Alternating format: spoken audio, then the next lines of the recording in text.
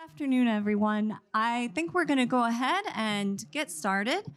I'm Paviel Haynes. I'm a political scientist with the Center on American Politics here at the University of Denver, and I have the pleasure of moderating this really wonderful panel today. And this is such a unique opportunity because we get to hear firsthand about the experiences of some women and minority candidates that have run locally for office in Denver. And it's just great and really exciting. And I think as we're talking and exploring this topic of diversity in our electoral politics, we really have two important goals that we'd like to accomplish today. And the first is to increase awareness about the challenges and strengths that women and minority candidates bring with them when they run for office or when they hold office. And I think the second piece, and maybe the more important one, is to identify ways that we as individuals and community groups and members of the DU community can encourage and support women and minority candidates as they run for office, and also to help them actually win office when they do run. And this is a really timely topic, as I'm sure you all know, right? In 2018, an unprecedented number of women and minority candidates ran for office, and many of them were very successful. And so in that sense, it looks like we are seeing some success at increasing diversity in our representative bodies, and that's wonderful. But on the other hand, women and minorities still face quite a few challenges and barriers when they're thinking about running for office. And the first big barrier is just getting them to run. There continues to be this idea that women and minorities aren't electable, that they're not competitive when they run for office. Now, as it turns out, this is an absolute myth. There's a lot of new political science research showing that when women and minorities do run for office, they perform very well. They have a good shot at winning. But because this myth persists, it discourages them from running. They're less likely to be approached by party leaders or political organizations and recruited to run for office. And they themselves often express hesitancy about running because they're afraid that they don't have a good shot.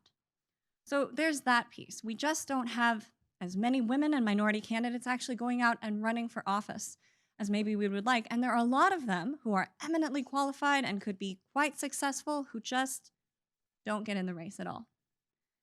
The second issue is that even when they do run, and perhaps even do well, they're not running the same race as potentially a white or male candidate. It's a different set of challenges, right? Certainly there is systematic racism and sexism in the electorate that they have to deal with in a way that other candidates don't. There are gender and racial stereotypes that limit or sort of govern their behavior and the tactics that they can take while on the campaign trail. They may face challenges accessing predominantly white and male donor networks and political support networks. And an important caveat of this research that I mentioned earlier, that when women and minorities run, they do well, is that they're also generally far more qualified than white male candidates. That is, for them to get into a race and to win it, they are held to a much higher set of standards than white men are, generally. So it's not the same race for them. It's still quite challenging. And the landscape for women and minorities looking to run for political office is fraught with a lot of barriers still. So today we are lucky enough to have Rebecca Henderson with us. And Rebecca, yes, give her a round of applause. And Rebecca is producing a documentary called Running with My Girls. Oh, yes, please come right up. And this is a wonderful documentary that tracks a group of women running for office in Denver in the 2018 election. And Rebecca, I would love for you to tell us a little bit more about you yourself and your documentary before we watch just a short clip of it. Thank you. This is such a wonderful opportunity. Thank you, Paviel. I really appreciate it. So this project sort of started back in the summer, even the spring, I think, really, of 2018. I became aware that some people that I knew personally were running for office, and I had just finished another film project called All Mixed Up, Our Changing Racial Identities, which is this a 40-minute short documentary. And I thought, oh, wow, I have this like incredible level of access to people who are running for office. It would be really amazing to like tell this story of like 5 women of color running for local office. And so we started filming. I asked Dr. Lisa Calderon if I could follow her. And if you know her at all, you would know that is not something she would enjoy, but she felt like it was important enough to do it. And through Lisa, I met Candy Sidabaka and Veronica Barella and Shayla Rashard. Through all of it was like a whole group of activists just running around getting wild, basically. So when I started filming, I didn't really know what I was doing. And it's sort of funny because I see this picture of myself and I always look like I'm filming, and I am, but a lot of my footage is it's like cinema verite. And so when you see some of the things that get produced, that's because I've hired a videographer and an editor. So it's like people are always asking me to film things, but I'm not like a videographer. I'm a director, producer, and I describe myself as a visionary. So the project kind of took on a life of its own, and it took over my life as well. I left my full-time position as a librarian at the Denver Public Library. Actually got my master's here at the University of Denver in 2011. And I started just running with them, basically. I would film them as much as I could. I hired people. I crowdfunded some money. The film is not done. And so it was such a journey for me as well. I don't want to start crying or anything, but I haven't seen like I'm sorry that Chantal is not here today. Chantal Lewis could not be here. She sends her love. I'll talk more about that in a minute, but I haven't seen all of you guys like together like this in a long time, and it's really beautiful. So I'm really glad that you're here. Okay. So what I'm going to show you is it okay? Let's just get to it. Okay, so it's about 15 minutes. And I don't know if any of you does anyone have any experience with like filmmaking at all? Okay. So have you ever seen what's called a rough cut?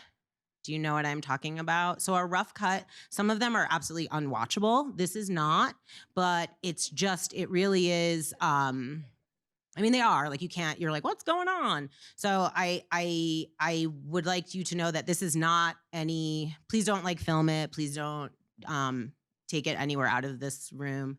That's okay. Sorry, I feel really nervous because no one's like seen it. I'm freaking out.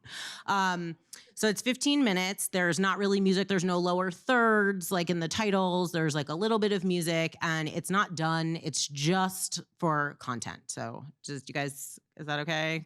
We'll be able to watch with that. The other question I have for you is, are you familiar at all with any of the local races that happened in Denver? Okay, see one. So we had Dr. Lisa Calderon was running for mayor.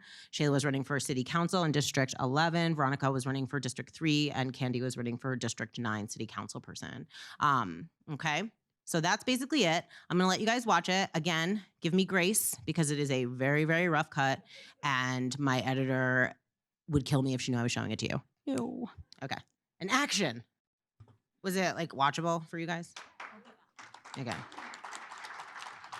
So there's a lot that won't probably be in that. That's no final nothing, blah, blah, blah, blah, blah. But if you were wondering when it's going to be done, I just had a Kickstarter that we didn't meet our goal. So we lost all the money because it's all or nothing.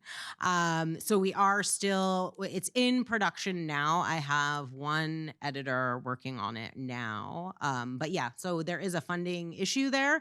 So if you do know anything about some funding, call me later. But yes, I just did want to add that it is not done, but it'll get done. But I would like it to be done before the 2020 elections to have some impact and get people more activated.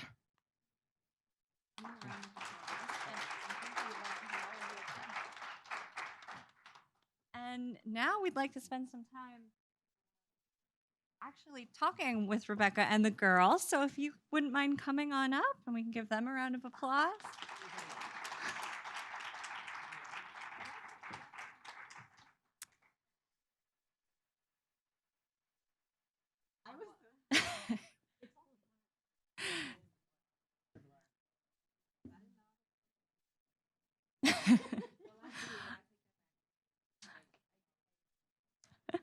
So for me, that clip brought up so many questions, and I'm going to just pose them, and any one of you, all of you can answer them. If anyone in the audience has questions that they would like to ask, if you log into slido.com, hashtag X933, you can pose them there, and we can get the panelists to respond. But I think the first thing watching that I wondered about with each of you is what made you actually decide to run.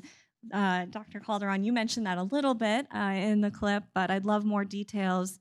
And also, were there things that made you hesitate or factors that kind of pushed you toward it?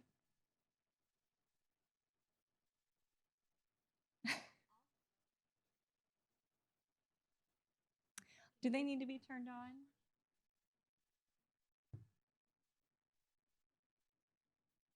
Testing, testing. There you go. Awesome.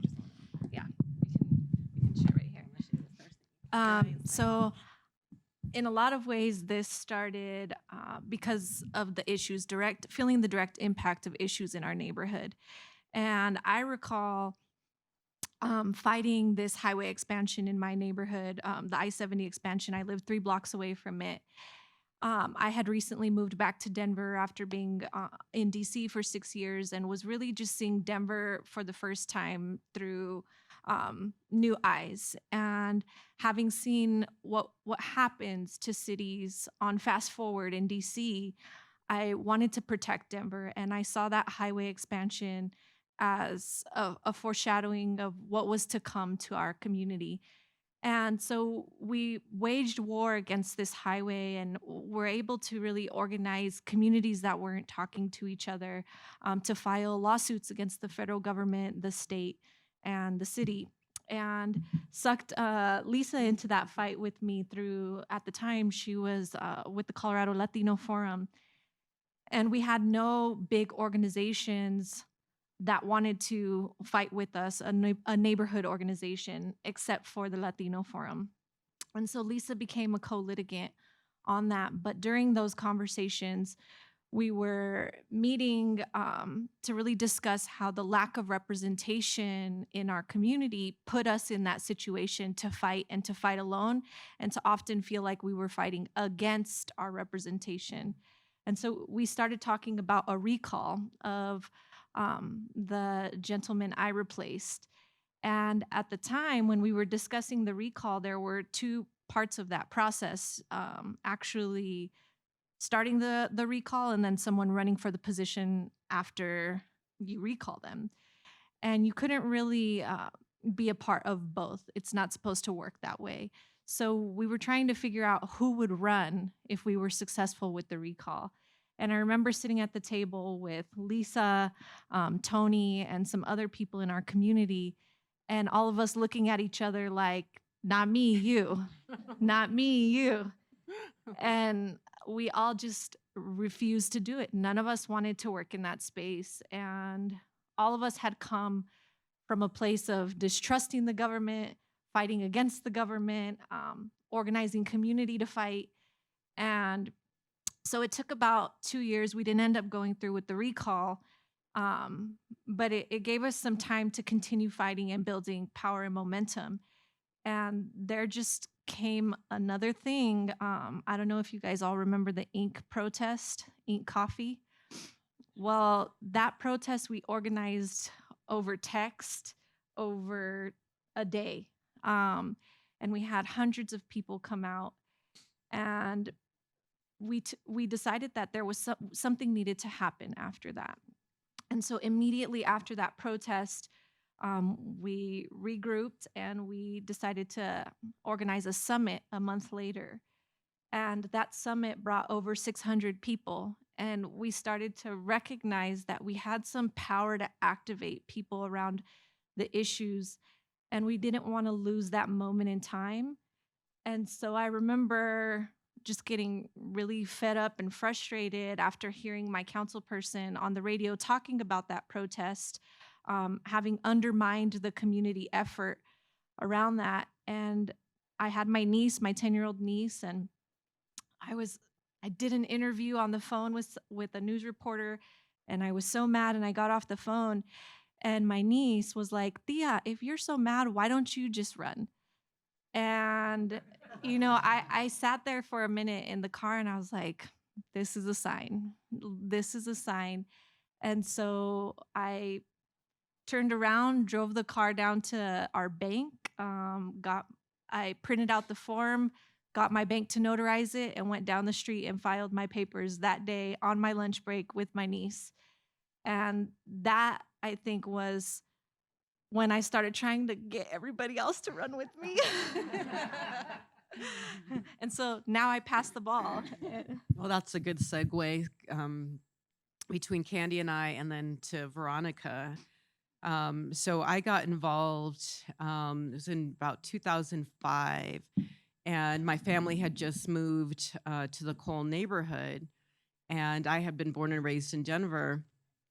And almost immediately, my son was racially profiled by the police. And what I didn't understand at the time is that I moved into a neighborhood that was starting to gentrify. The neighborhood that I left from, which was in Northwest Denver, we couldn't afford to live in anymore. So in the Cole neighborhood, we could still afford to live there, but barely. But that had consequences for my son, because at that time, the neighborhood was still largely Black and brown. And so when he was stopped so often, to the point where he eventually lost his driver's license, not because he was committing a crime or involved in a gang, but because he was racially profiled as criminal, just coming and going from our neighborhood.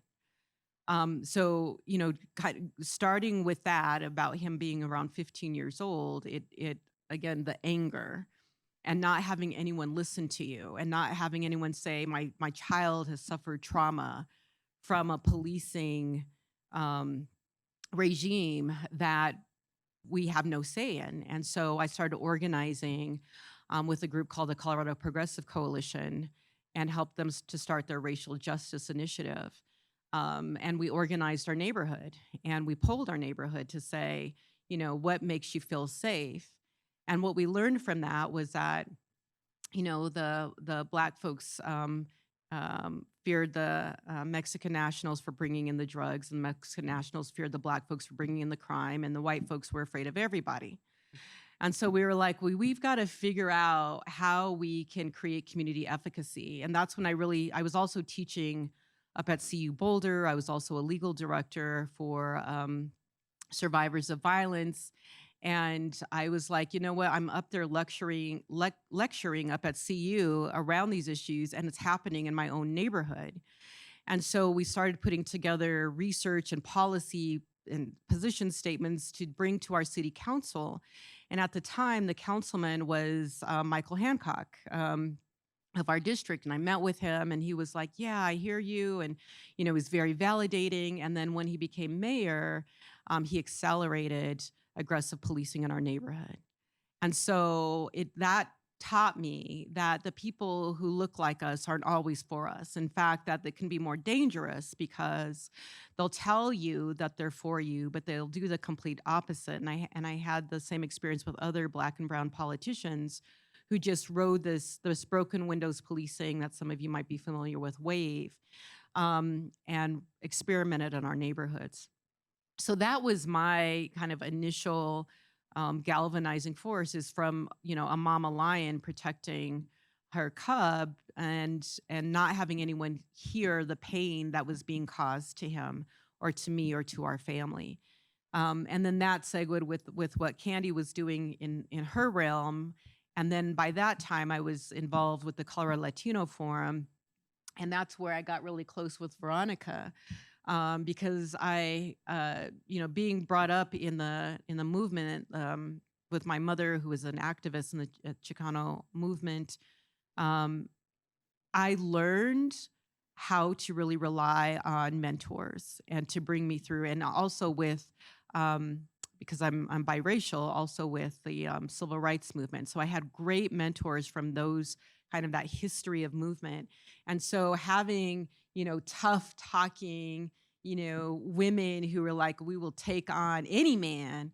That was, my modeling. And so Veronica was just fierce, and I just loved her for it. And she helped to clear the way with even the sexism that I experienced, dealing with the issues of being a woman leader of an organization, with the media, with the double standards, all of that. And so, she and I were co-leaders of the Clara Latino Forum for quite a while as well.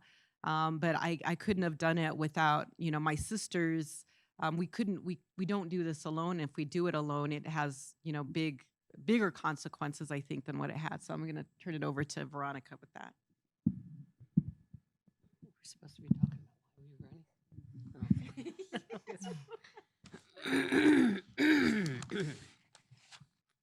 I've had a cough, so bear with me. I decided to run. I had been the director of NewSed Community Development Corporation, which is a community development corporation, Latino Community Development Corporation. I don't know if you know what they are, but they're organizations that were created by Bobby and Ethel Kennedy to create an economic base in poor people's communities throughout the country, both rural and urban. And I was the director for 40 years, and I retired and decided I wanted to run for city council in District 3. And I was co-chairing the Colorado Latino Forum with Lisa at the time, and really hoping that I could really institute some changes in 3, because a lot had not been done, and the gentrification is still out of control, and it was pushing people out of Denver.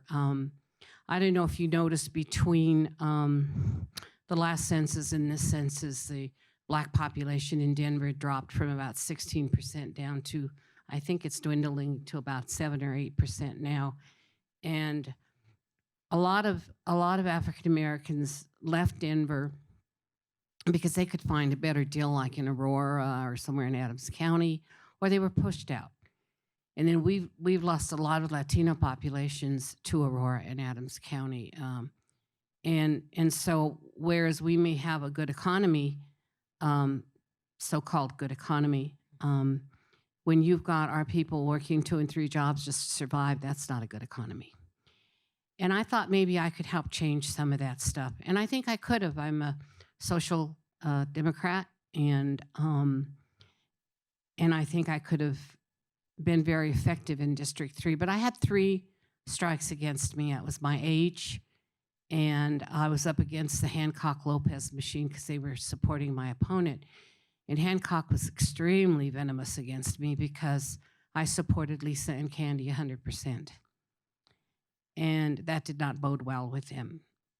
But anyway, I've been really, since I lost the race, I've been really bummed out. I really have. And I've been trying to kind of get myself together a little better. I took on an interim directorship at the Denver Metro Fair Housing Center, which deals with lending discrimination, and just discrimination in general. And I'm only going to be there for a little while, and so that helped me get my mind off of things like that election. It was hard on Lisa and me losing, and Shayla. We would have been kick-ass council people. She would have been a kick-ass mayor, and we could have been working on things that are important to our communities and not important to developers and not important to, having your head up the mayor's ass, excuse my French. It's not right what's going on in our communities. It just isn't. And I will still fight. I kind of lost my fight for a while. I've been fighting, in civil rights for a long time. But the fight's coming back to me, and I'm feeling better about everything. I'm watching Candy just kicking butt on city council. I love you. I love what you're doing. Don't ever stop what you're doing, because you're right. And even if you don't have the rest of the support on council, what you're doing is right. And you stick to your guns. And I mean, you know, if you look at the presidential race, I mean, the most popular guy there is 78 years old.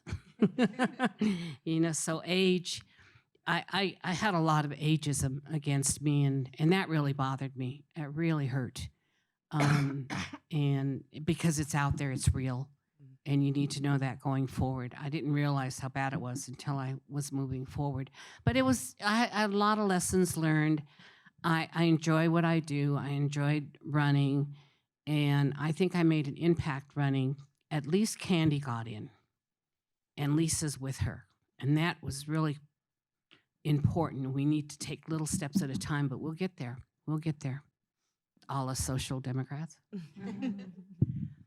I would say, for me, one of the reasons why I ran, which was not as deeply rooted in nonprofit or activism work, but really, it's really funny. It's Candy's fault.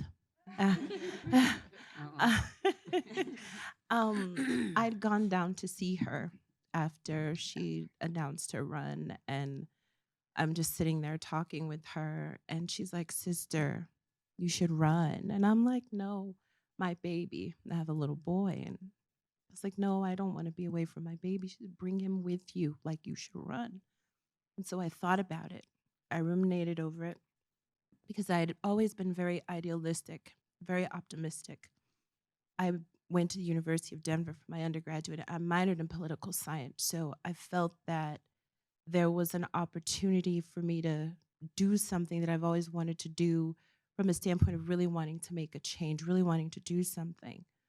I didn't like what I was seeing in my district. I didn't like what was happening. And I felt that the district needed better representation, as my colorful explanation kind of pointed to. So I sat down with Candy. She's like, "Run, like you're crazy." I went home. I called my village because I do have a child. And so I don't make any decisions without clearing it with people who are closest to me, because I at least knew that I would need help with my baby. But to be honest, I didn't know what I was getting into. I didn't know what I was doing. And so the process for me, it made me cynical where I wasn't cynical before. Um, to be honest, it was a process that completely broke my heart. And Veronica talked a lot about how you lose your fight because there are consequences for making a decision to run. Just as you see us here, there's also coalitions and groups that exist already within electeds. There's so much that happens behind the scenes that no one is privy to until you enter into this space and you're up against it. And there are forces that are seen and unseen. And I felt it is a very lonely, alienating experience to go through, even if you've got other people that are doing it. And I started to feel that more when we broke off and had to go do very district-specific things, because our districts are far away. So when we were together, it was comfortable. There was safety in the numbers and in the shared experience. And then when you break off and you're in your district and people don't show up for you, people don't return your phone calls, people that you've known your entire life and you knew your grandmother and your great-grandmother and all of these people act like they don't know you because they have something to lose by supporting you, by standing for you.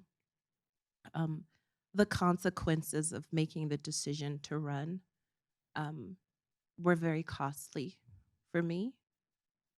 And while I don't know if I regret it or not, you know, there's a period of mourning that you go through because you put so much into it. And there's a grief in not getting to the, you know, not getting the mark, not even being able to make your case for why your district should choose you or why you would be the best person to represent this body of people. Um, I found it to be a very interesting process, one that's necessary, one that's needed, but I don't know if it's necessarily something that is suited for who I am because it tests you. It tests everything you think you know about people, about yourself. You have to, you're forced to choose, live your values or sell them, or I mean there's so many decisions that you come up against, and it's all up to you. And if you are not strong and you are not solid and you do not have a strong support system, you will lose yourself. We've seen it happen. We know what that looks like. That became a great fear of mine, to lose myself, to lose my baby, to lose my ability to mother and parent the way that I want to, because I'm very intentional about doing that. Um, so it was a very interesting kind of a juggling act, but I decided to run because Candy thought I would be good at it, and I thought I would be good at it, and the people that supported me thought I would be good at it. But I don't know if I will be. I don't know if I can do it again. I don't know if I will be good at it. There's other things I can do, I'm sure. Probably not that though. So one of the things that I noticed kept coming up as you guys were speaking and also on the clip is the way you went about building your campaigns. You had this network that you created amongst yourself. There was reference to grassroots efforts, and I think you mentioned, you don't know what goes on behind the scenes in all of these campaigns. And so I'm wondering, as women and candidates of color, what sorts of tactics do you think you had to turn to that maybe were more innovative or unusual, that maybe a white male candidate wouldn't have thought to try? How did that affect your campaigning? I'll answer. It didn't work the way that I thought it would, because I'm a member of different organizations. I'm a member of a Black Greek letter organization. I'm a member of a church and all of these things. So, the when you write your resume out, I'm a member of this, that. Like I'd spent my adult life networking and building kind of those coalitions because it was important to me. Um, and I could not tap into not one of those organizations, not one of those affiliations could be vocal in supporting me, were active in helping me. So it was one of the cases where I'd say identity politics failed me, um, in my womanhood, in my Blackness, in the memberships and all of those other things. None of those things came to my aid or were accessible to me as a candidate, nor did they help me advance as a candidate. Um, it was very alienating. So I say that none of that helped me. It really was just maybe people who liked me and agreed with what I was saying, but that number was so much smaller than I thought it would have ever been. Before you finish, though, I feel like Shayla had the best approach to fundraising. Shayla's a singer, and she put on a concert, and it was like an old school talent show. And I felt like that was one of the most pivotal moments in our campaigns, because Shayla really set the foundation for us to treat our fundraising and our campaigning as an opportunity to have fun together. And so I think that was an innovation that she brought to the entire space. Um, and she did it the best because she was the center of it, right? And she was the singer, the performer. And that's not something you get to see with candidates. Well, thank you. It's interesting. I don't quite know how to compare what I did to an Anglo man. I was trying to think of all the Anglos on city council, but I'm not sure. But one of the things in my race is I had a ton of endorsements. I had Wellington Webb, I had Federico Pena, I had Guillermo Vidal, I had just a ton of endorsements. I had a ton of support. I was out canvassing every single day. It didn't matter if it was snowing out there. And I don't know if your district was like that, Candy, but there were steps. And after the campaign, I had to go to the doctor. You get your blood tested and everything. Everything was normal. So exercise is good for you. Um, but I had people canvassing. I had people calling. I had a friend of mine that phone banked for me, and people in Adams County were phone banking for me. And up till the night of the election, we were getting huge positive feedback. And so, I was kind of, if I had not worked my campaign, I could see why, but I worked so hard, and everybody around me worked so hard. I had Dinah DeGette's support. I had just great, huge support. And a lot of my friends that had money gave me a lot of money. And so I worked really hard. And I think that was the most difficult part of losing, is how hard you work, and the message you're sending out there to the community, and what you've done in the community. I helped revitalize Santa Fe Drive. I brought the Cinco de Mayo back to Denver, but none of that worked for me, and I didn't understand it. But that's okay, I'll get over it one day. But it was difficult. I'll admit it was extremely difficult, and what I think the thing that is the most difficult, I think, is how hard you work. Yeah. How hard you work every single day, and it didn't work. And I would probably, me and Candy would be the most progressive people on that council, absolutely. And there's somebody up there that is not progressive at all, at all, and is in Michael Hancock's pocket. And that's one of the things that, on council, Candy, is, and it would be really nice to see some of that power taken away from the mayor. I hope you start working on that. We are. I'm trying. Do it. Can I just say one thing? Sorry. Veronica was always like, oh, I don't know why people say I'm, spicy or whatever. And I just feel like you just drop so many things, and I love you so much.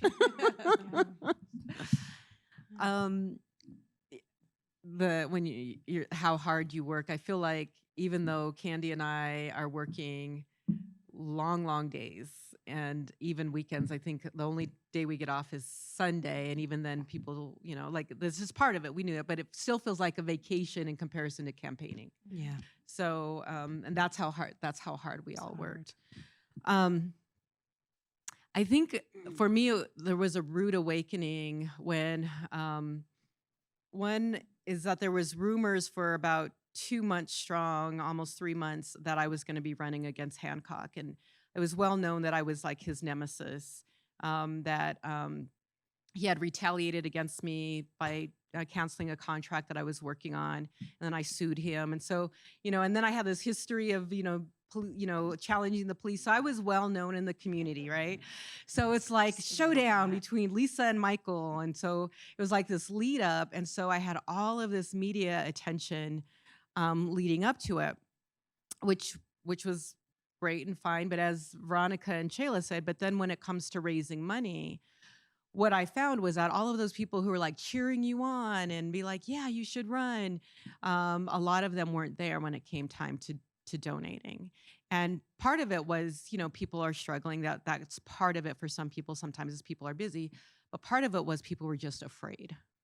And they were afraid of this administration. And they would tell me, we saw what he did to you. And so, because when you donate, it's public information, right? So people were afraid of having their names associated. And it was intentional. I got calls from some of my donors who said they got calls from people in the Hancock campaign and administration who said, why are you supporting her? So the intimidation was real. And I got that. But, the flip side of that, when people are encouraging you to run, this is why people are hesitant. So you really got to be up to that. So what that means of being up to it is being innovative. Like the other rude awakening I got was that the campaign people whose jobs it was to raise money, they overpromised and they underdelivered. And they overpromised because they would run us like white men against Republicans. We were women of color running against Democrats of color. And so that's a whole different ballgame of how you raise money.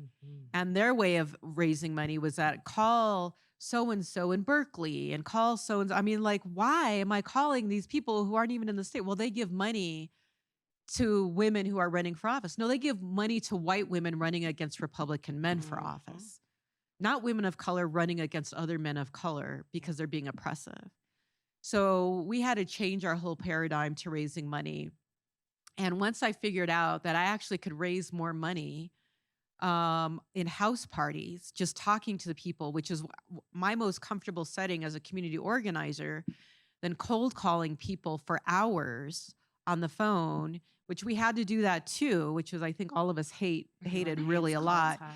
But so finally I told my team, like, just have me do, I don't care if I have to do 2 and 3 house parties a night. Let's do that. Rather than me appealing to someone who has no interest in supporting a woman of color. So I think that brings us to the really. Well, Candy didn't go. Oh, sorry. Go ahead. Oh, yeah. She had hella ideas.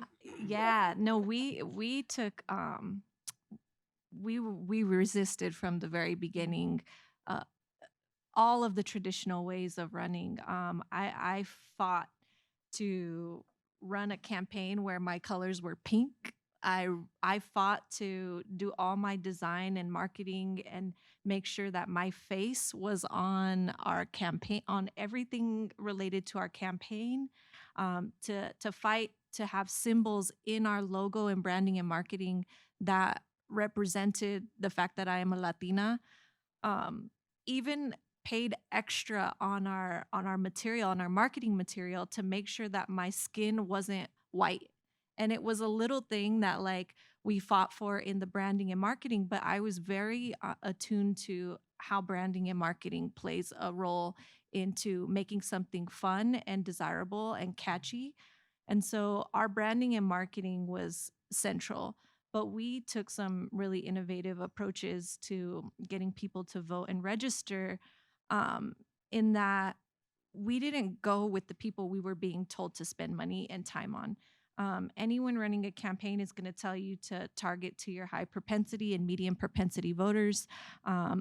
Otherwise, you're wasting money. And that was completely contrary to what we believed and what we were trying to do. We weren't trying to compete for any of my predecessors' voters. I didn't want a single one of them. I didn't want to convert them. I wanted to expand the entire pool of people who were voting because we had such low voter turnout. And so my campaign manager would send me out with the walk sheet or phone numbers, and I would never do what I was told. I would go exactly where I wanted to go. We literally went to the park with homeless people. We got homeless people registered to vote. We took them to the polls. We snuck into apartment complexes, into senior citizen homes. We got kicked out of bars and restaurants because we'd go in there and we'd be talking to them, and we'd scoot from table to table and sit down with people like if we knew them. And every time I engage with someone, it was, "Hi, I'm your neighbor. Hi, I live down the street from you," because I'm in my district. No matter where we're at, I live down the street from them. And so it was true, it was factual, and it was a place for us to connect as humans. And I think that was a very different approach. But Shayla, like I said earlier, she taught me how to have fun with it, or how to attract people through fun. I would say I'm usually the more serious person in a room. So I don't know how to have fun easy, but Shayla, when she did her concert, I was like, okay, this is something that I saw all of my community show up to. They had fun, they had a good time. How do we turn it into a party every time we come together? and my partner invested a lot of her time and talent into making that possible. And I think that was what kept us reframing what we were doing, um, and just really leaning into the guerrilla marketing, um, doing things that we weren't supposed to do because we were told, keep in mind that the rules are made to keep us from getting into these spaces. And so we had to break some rules to get into this space and lean into drama. You know, our generation, I'm a millennial, and there's nothing I know better than all press is good press. And it was really unfortunate at some times because it was ugly. We had death threats, we had rape threats, but we leaned into it and we said, you know what? This is what we're signing up for. We are signing up to be dart practice for the public. And so at least let's make it work for us and show people the ugly that we're seeing so that we can build momentum to build goodness and positivity around it. And that really worked for us. I totally forgot I did a concert. I'm sitting there. I filmed it. I'm like, wait, I did, huh? Yeah. It was good. Too. I It was I great. totally forgot that. The default for me was do what is it that you know how to do. Um, my aunt was ready to like make fish plates and sell them out of her trunk, but it was like, what is it that you know how to do? And I was like, well, I like singing, I know how to do that. Let's put on a show, let's do that. Um, I totally forgot I did that. See what trauma does to you? Like, like it really makes you forget that there were pockets and moments of fun and fellowship and, laughter where you enjoyed each other's company, where we did laugh and have a good time because it's such a grueling, serious thing, and you're depleted. Everyone's so depleted, and we were working jobs and we're parents and all of that on top of this other full-time job of running a campaign. Totally, dang, I forgot. I'm just gonna sit here like flabbergasted for a minute that I totally forgot that. So I think that brings us back to those two important questions that I brought up at the beginning. So how do we get women and people of color to run for office? And how do we help them win when they do? So what we're going to go ahead and do now is give you a chance to spend some time talking one-on-one with Rebecca and the girls. We're going to break out into a couple of different groups, and you can go to whichever group you are interested in. So I'm going to go ahead and go to... Do you want to open it up for them to ask any questions for the whole group before? We were going to circle back to that at the end, but we will get to that for sure. So let me just go ahead and get to the groups. So we have 5 different groups that you can choose to join. So if you're interested in spending some time talking and thinking more about how do we recruit women to run, I'll have you head over to this corner. Yep, you're going to have to get up and move a little bit for this. And you can group there.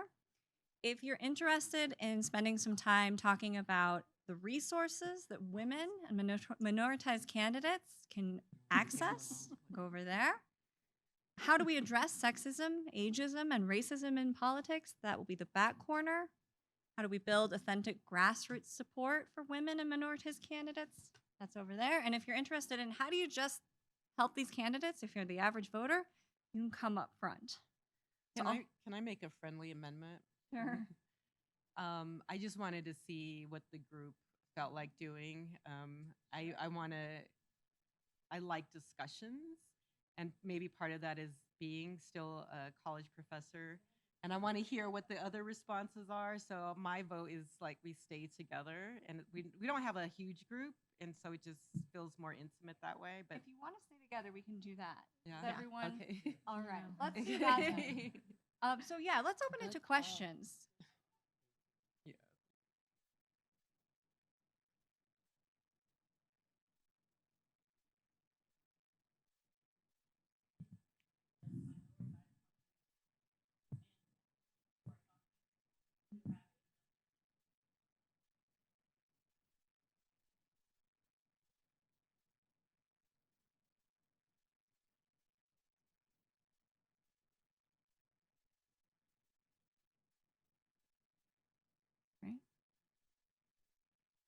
Mm.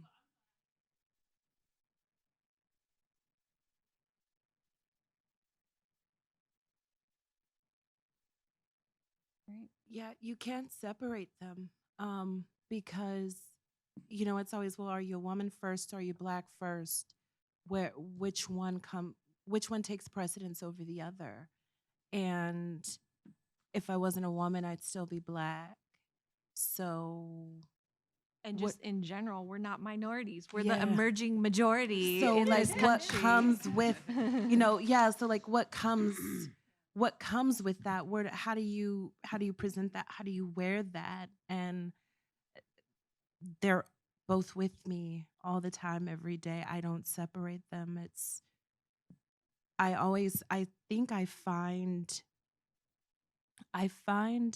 that being black is harder than being a woman.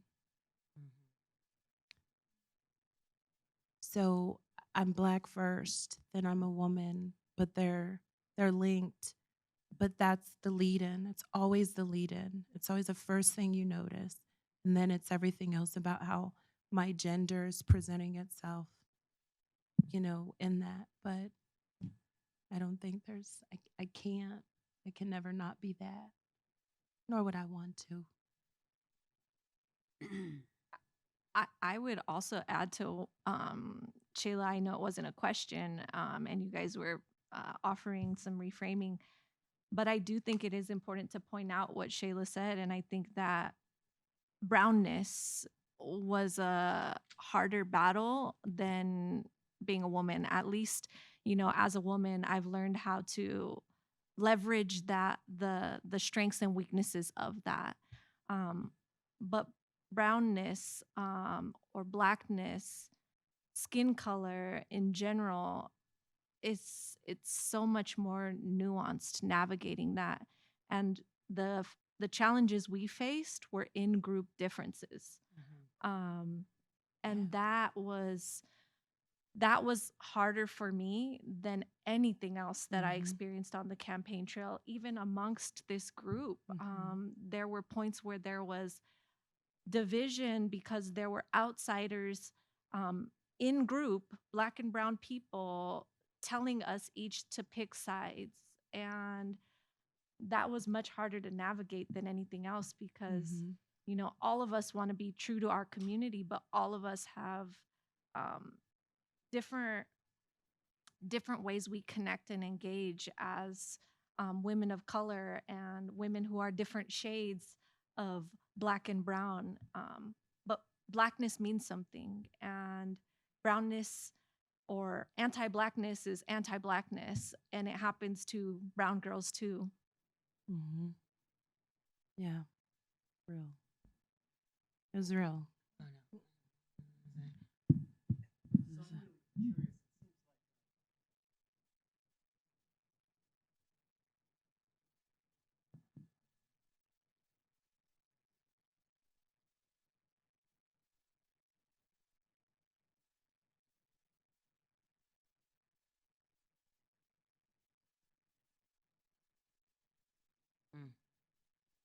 I'll say I think that Candy and Lisa are doing it right now. Yeah. But personally, You- because I film them still. It happens when one gets in, two get in. I mean, unfortunately, it's incremental, but for the cohort, for those of us who are running together, still, we all felt a win when Candy, we still felt like kind of to be able to exhale and go, okay, at least one of us made it. So there will be a change. They will have to listen now. It's not just a squeaky cog in a wheel, but it's got to get in. And my biggest fear when I was running wasn't losing. My biggest fear was winning alone. Mm. And my biggest fear came true. And I remember the cusp of when it happened, and it happened to different degrees throughout the process. And that to me was more challenging than anything when you're running for the collective and to not be able to pull Yeah. your people along with you. It makes it feel futile, right? But I think we're in there and we're seeing the ugliest part of it on the inside. And it's never going to change if we don't pull more of us in. The lift that we have to lift now, me and Lisa, it's the lift for It's this heavy. entire table Yeah. and everyone else in our communities. And you don't become a majority when you get elected. I'm still a minority on the body. And so making sure that no matter how hard it is, we keep trying, and we're actively dismantling the system once we get in is really important, because the system as it is, it's working perfectly. It's doing what it's supposed to do. Yeah. And It's so not once you're broken. inside, it's not just your job to do the work and perpetuate the system. You've got to be doing the work and undoing the system at the same time, and bringing in backup and reinforcements to help you dismantle the system. Yeah. Yeah. First, I want to acknowledge you, Ark, because we've known each other a long time. And you were one of the people who helped me when I was a single parent by driving my son to school after a white parent refused to do it. So thank you. And I point that out because all of those things, and it probably didn't even occur to you at the time, but all of those things helped us build that bridge, right, to get to where we were going. Because if I didn't have someone reliable to help me get my son to school, I couldn't have gone to work and gone to my next level and all of that. So I think it's important for people to remember that, you don't know in the ways that you help someone throughout their life. And so I want to just thank you for that. I think likewise, kind of the segue to Candy is that I remember when the initial results were coming in, and I realized that, so I was number 3, so I wasn't going to make the top 2 with Hancock. And so immediately when we saw the results coming in, and she and I were sitting in the back room, in the primary, and it was like in the runoff, and so I saw that I was 3rd, but she was still ahead in her race, but it wasn't a clear, clean win, and she would have to go to that runoff. And immediately for me, I didn't think, oh, how terrible I didn't make it. I just thought, okay, yeah. For me, I didn't run ever thinking I would really unseat him. I knew I was going to go against a machine. Like, for me, just to be on a debate stage on 9 News in front of tens of thousands of people holding him accountable, like that was like my highlight. Like, I let him know, like, you weren't going to just get rid of me by retaliating against me, right? So for me, of course, I wanted to win, but it wasn't like, I knew it was really, really, it would take a miracle. So I wasn't wedded to the outcome. So when it was apparent that Candy was going to have to go a few more weeks, there's a scene that you all haven't seen yet that was captured on film, but I'm comforting her and telling her, you have to keep going. And it was for all of us, right? But the burden, I felt the burden on her shoulders, that she realized she was also the only one who made it. And my role at that point felt like, to me, I shifted to helping her get over the finish line. Like, that was what happened. Like, that was the past already. It was about moving forward in the future and helping her get through what she needed to get through, because her race was brutal. And that's how I feel with my role even today. Like, if you want to get at Candy, you got to go through me, and and like, this is kind of the protectionism that we've built. Like, at the end of the day, we are the ones who have to step through that threshold. For those of us who have given birth, you understand what I'm talking about. Like, there's a point when you're like, I don't want to do that. Can someone else do that for me, please? And it's like, at the end, like, I don't care how much support you have, you're the only one who can step through that threshold. And so I know that when Candy goes up every Monday night in city council and puts her ideas out there and puts her proposals out there. And she's the only one taking oftentimes she's the only one taking the kind of courageous step she is. It's like we have to like build her up and she does her thing, but it's emotionally taxing every Monday night, right? So we're going through this cycle. So, that's how I feel like we're continuing, like the race didn't stop with our races. It's continuing by the way that we hold her up and support her as she's going through this, to know she's not doing it alone. And what she did with this group of keeping the group together, that is that tendency that keeps that is what keeps us winning, right? There were so many points throughout our campaign that people tried to pull us apart, and people internal working on our campaigns who were saying, you need to cut it loose. Like, you cannot be helping Lisa and Tony. You cannot be helping Shayla. There was even a point where I recognized the cost of campaign managers. And we had an individual who had given time for free and was helping me at an extremely discounted rate. Um, she she didn't have the kind of name that you needed for recognition in this space, but she was a worker if you tell her what to do. And there was a moment where me and my partner, we were just like, Shayla needs a campaign manager. Like, we don't work. We quit our jobs to do this. Like, let Shayla have the campaign manager. Let her have her so that she can at least like get started. And so we like switched campaign. We gave her a campaign manager. Lisa saw a point where I didn't have a campaign office, and Lisa had a campaign office, and she was like, "You can share the campaign office."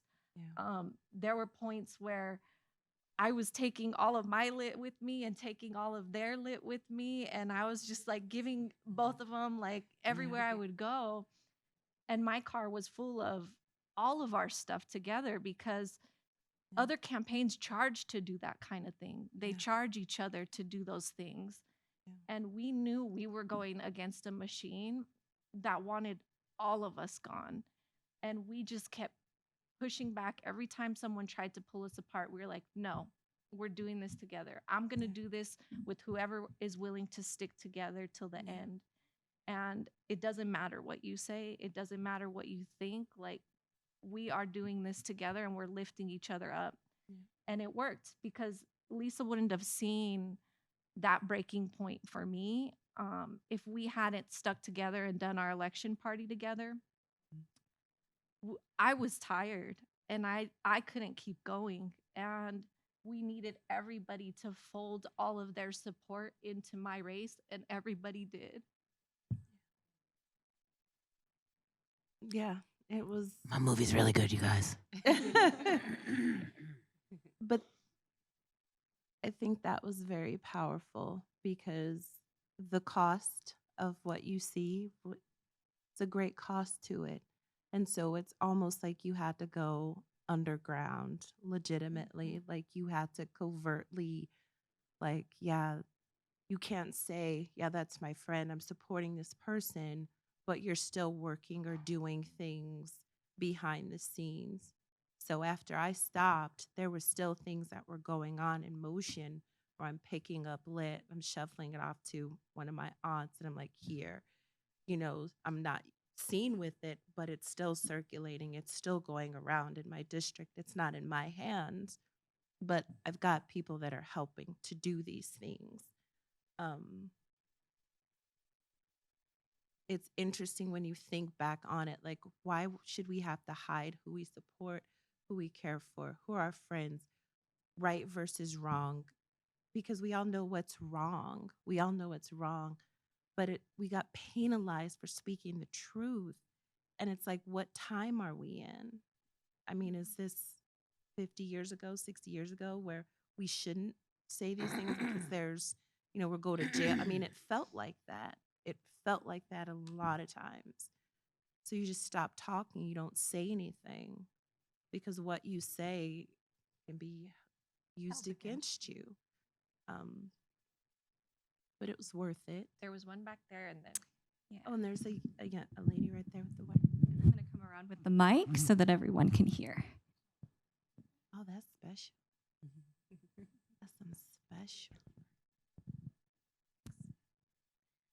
It's so great to have you all here. Thank you so much for coming. So much love for all of you and the work that you're doing. Thank you, because I know it's not easy.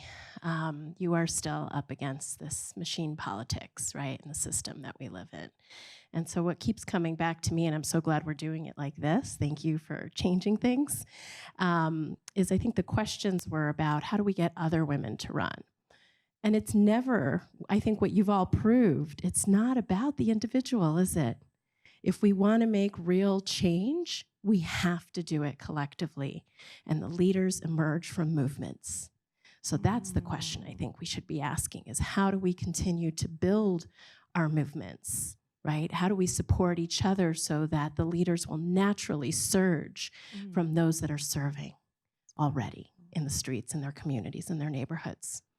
I think that's the switch we need to make because we are in a capitalist system that puts everything on individuals and, people that have the egos and connections and money that want to run. And yes, we're talking about getting other women and minorities to run, but still in that same model, isn't it? We need to shift our model, our way of thinking. And so I'm wondering if you can speak to that. How have you continued to build your community movement so that they have your back, but it's not about you, right? It's about them. It's about all of us. Thank you. May I speak? Sorry, I just when you said that though, like the tagline for the film is "Run far, run together." Like if you, the proverb, it's like an old African proverb. What I am trying to do is to show that, because when did anyone see Knock Down the House when that came out? So when that came out, my first reaction was I was like, oh crap, someone made my movie and I'm not done, but they made it seem so easy. I feel like that was like a criticism that we had of the film. And also we didn't have any of those supports, to kind of change it. So we are building a new model. And I feel like I'm a part of that, because I really saw something incredible in all of these women. And I watched how the community did just wrap their arms around them, but it was such a small thing, right? I mean, it was a huge thing, but it was like, this was it. We got one. And I think that my goal for the film at the end of it is that it's a blueprint. So when you finish watching it, you'll have a really good idea of how to build those coalitions. And also because you get to know them so deeply in the film, that's also part of it too, is like loving your candidate. And we can't really do that on a national level. And so I really push people to get involved in local politics like this, because now I'm on fire with these national ones because I never knew I didn't even know when the elections were, And so I just want people to be able to see that and to see the shift, because when you really see how they support each other and how their families support them in their communities, I do think there is a shift when you're watching it. At least that was my experience filming it, and being there. That was the only thing I wanted to say. Just kidding. I have so many things to say. Go ahead.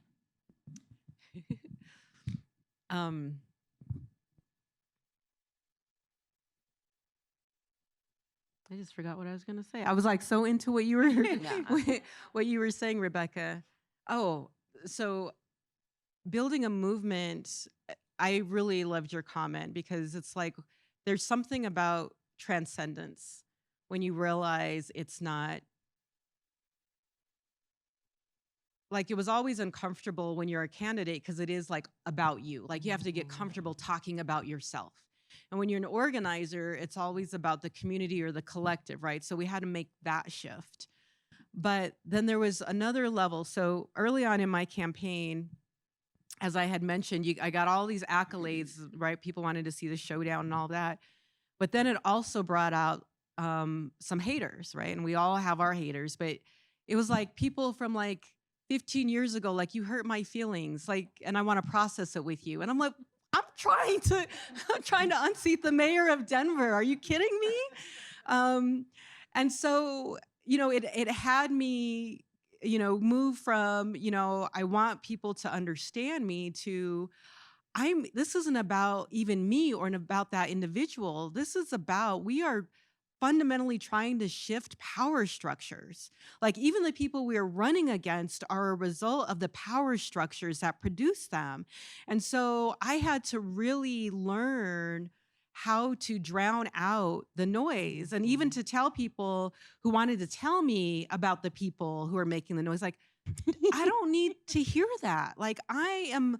And so that place of transcendence, like, that's not even, like, I'm even doing it for them, right? Because I know that we are a wounded people when we have histories of trauma and generational trauma and colonialist trauma and all of that.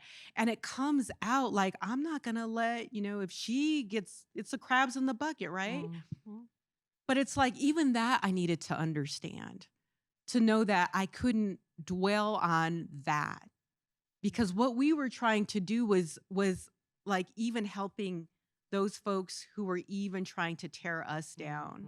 But we understood where it came from, right? That hurt. And oftentimes when we would talk about this, right, that lateral violence concept, right? Because I can't get at the person who actually has their boot on my neck and punch up, then, as we say, right, Candy, that they punch sideways. And like, we're going to hit the people who are closest to us rather than trying to get at the power structures that we feel like are out of our range. So for me, I mean, and I'll still admire Candy, because she'll go into the weeds and she'll get into people on social media, and she's brilliant. She's brilliant at social media. Me, I'm like, I don't need to hear it until I get back to work on Monday. So, but yeah, I had to really learn to keep focus in that way and remember what I was fighting for. I think the movement piece of it, like Lisa said, these spaces aren't designed to spark a movement. These spaces are designed for narcissists. And flipping the way that you understand that, or having someone resilient enough and prepared enough to combat that once they get in or while they're getting in, is important. And so, as much as I was grateful to Shayla for jumping in the race, and some of our other friends who jumped in to run, I felt a deep sense of guilt afterwards for having recruited them onto the battlefield. Like, imagine, like, literally recruiting people to go to war with you. And I joked about it before, and was to some degree serious about, we need to build our own army. We need to build our own army. But casualties of war in all its forms are a real thing. And I felt a deep sense of guilt of recruiting people into war. And so I think that we have to recognize that is what we're doing when we're building a movement. We are recruiting people into war, and it's psychological war. It's all types of warfare. And so making sure that we're building up that resilience and protecting each other when we're out there on the battlefield and when we come back and retreat is really important. I think, Lorena, you're a part of the movement. The fact that you invite us in to speak to your students, to help us help them connect the fights to themselves, that's the most important thing to movement building. People need to understand how all of our struggles are connected to each other. And I think that we live in a world that tries to make us feel like all of our fights are separate and it's one or the other. And you have to pick your issue and you have to pick your lane. And to some degree, I think that we all are comfortable in a lane, and that can be utilized. Everybody can fulfill a role, moving in the same direction, but we all have to have some agreement about what direction we're going in. And our communities of color are so fragmented, because we are products of divide and conquer. we're taught that we're fighting over scarce resources, that if we don't get it, someone else will. We're not taught to come from a place of abundance. And so helping people operate from a place of abundance is part of that resilience building that we need to do when we retreat and when we're protecting each other. And for me, when I go out to war, the one thing that makes me feel some sense of comfort is knowing that people are watching and people will step in if they feel compelled to, whether that's on social media, whether that's coming to a city council meeting, whatever it is. I try to make sure that I'm telling as much of the truth as possible so that everybody feels engaged in their own way and they can step in when they feel empowered to intervene or to get on the battlefield themselves. I think one of the most important things to remember when you're running is the attacks can be overwhelming,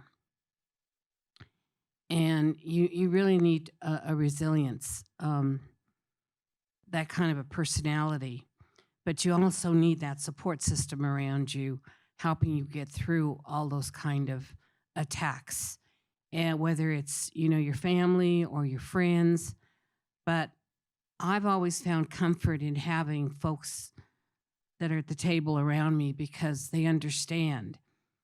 And I'm always there to support them no matter what it is. It's so important that what we do is not about us. It's so important that what we do is for the betterment of the community.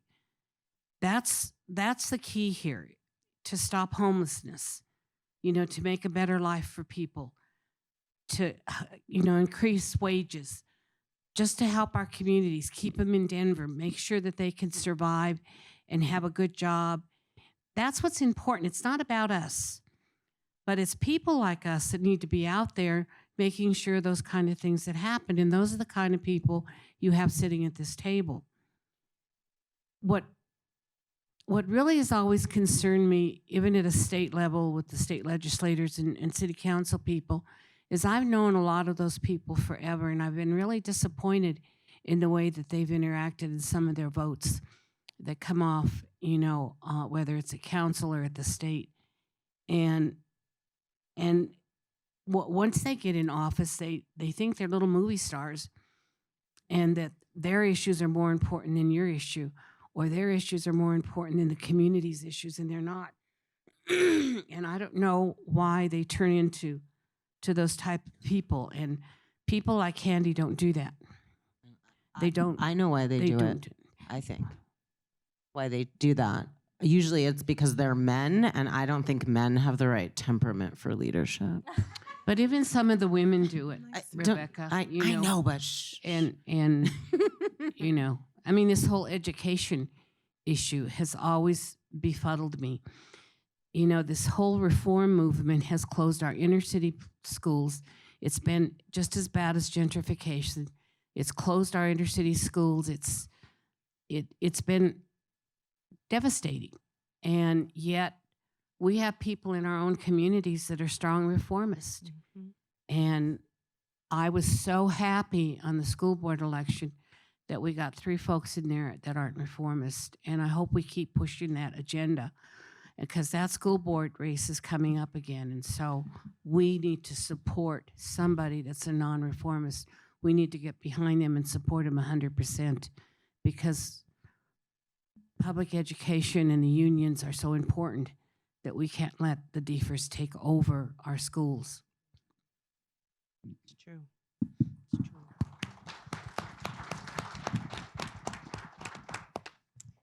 All right. Well, thank you so much for being here, everyone. Let's give them one more round of applause. And then Tom is going to come up for just a moment and speak. Is it a T-shirt that says, "Do you want it?" Well, thank you all. Those of you who don't know, my name is Tom Romero. I'm the Associate Provost of Inclusive Excellence Research and Curricular Initiatives.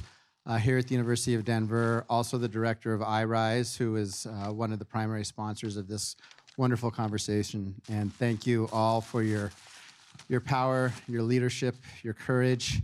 I don't know if you all know, 1, 2, 3, 4. Well, I don't know if you as well, all of you have DU connections. You come out of this place. One of the things to certainly acknowledge, right, is this place that we're on, right? Where the indigenous peoples, the Arapaho and the Cheyenne, fought and struggled.